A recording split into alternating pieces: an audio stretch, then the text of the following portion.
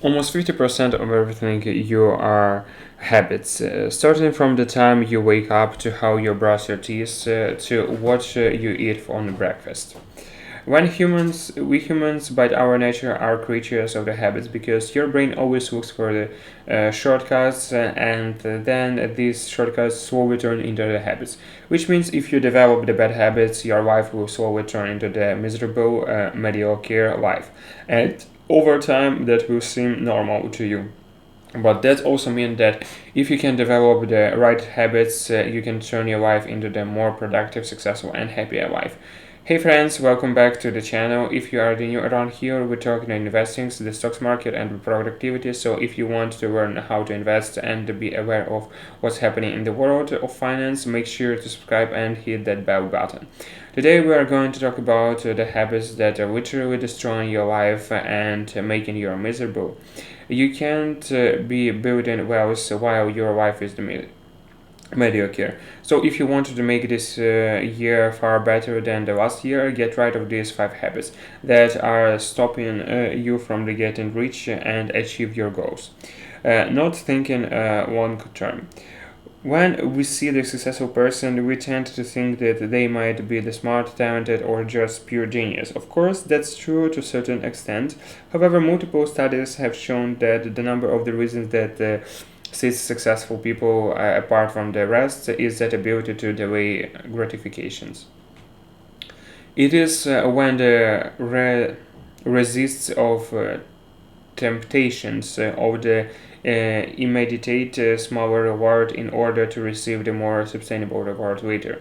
It's when you stop scrolling your Instagram feed and get back to work, or stop watching YouTube and start getting ready for tomorrow's test, or hit the gym and night instead of going to a party. The research has shown that being able to delay gratification is a great habit. It leads to the academic success, physical health, psychological health, and social competence. That doesn't mean you shouldn't completely ignore the present and just focus on the future. Being able to live in the present is all the time is another the great habit that you should be building in your want to be successful.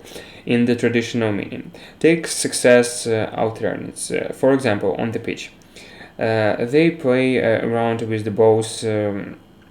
As if they have been born to become athletes. However, behind the sense of the probably have been training for the last 10 or 15 years just to perform that trick better than everyone else on the pitch.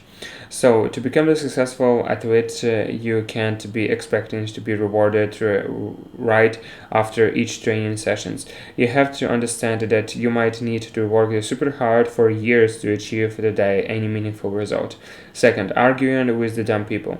We are have been into the many arguments, and many of them didn't end well. You either lose the argument or lose the relationship if you end up winning. You're basically losing something anyway. First of all, everyone can have an opinion, and everyone is free to stick with their beliefs. And wasting hours and hours to convince someone who doesn't want to be convinced in the waste of time. Especially when that person believes with his heart and soul that he was the only truth. There is no way he could possibly be wrong. Mark Twain once said, "Never argue with the stupid people. They will drag you down to their level and then beat you with experience." This is one of the most important things I have ever learned. If you argue with someone about something that the other person is arrogant about, but still wants to prove that he is right, then what's the point of the argument? In my experience, it's just better to ignore those kinds of the arguments. You don't have to waste your time and energy on those kind of the people. Bernard Shaw once said, "I won't want to go, never to verse with the pig.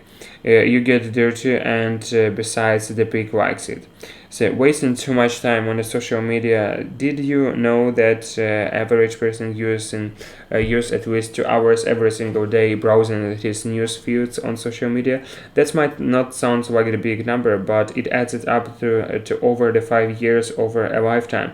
That's enough time to be world class expert of five different things if you spend 10,000 hours mastering each of them.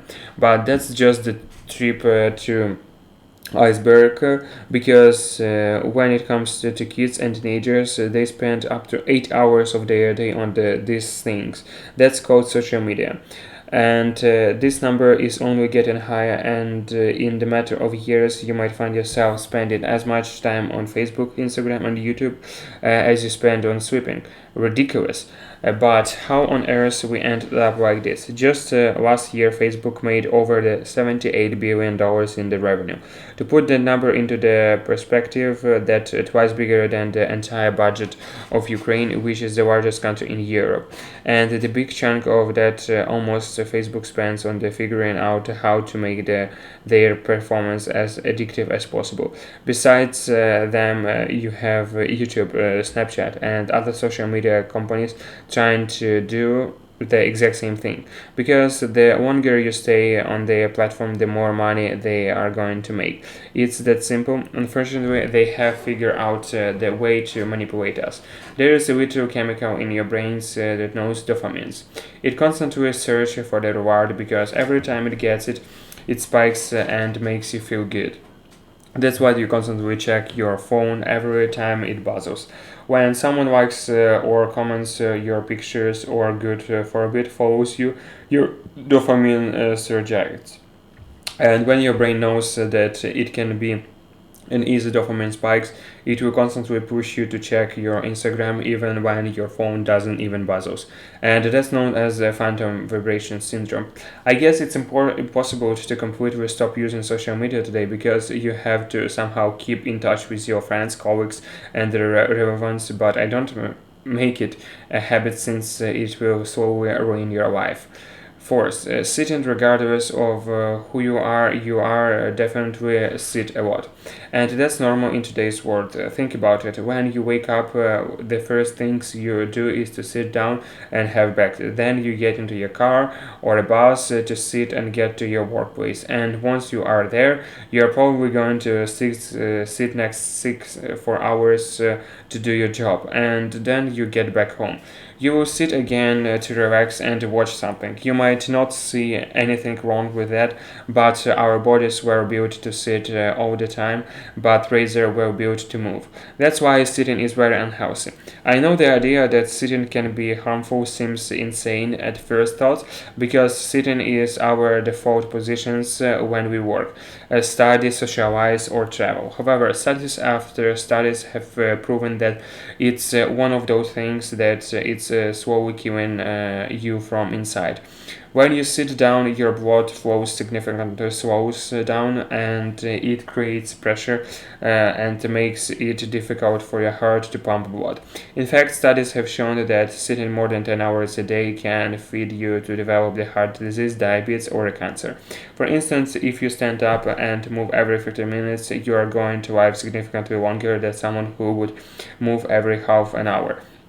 When you are sitting, you slow down your blood flows and limit the amount of the oxygens getting into your bloodstream, which eventually shows down your brain. In other words, sitting down and to focus is the bad idea, which sounds insane.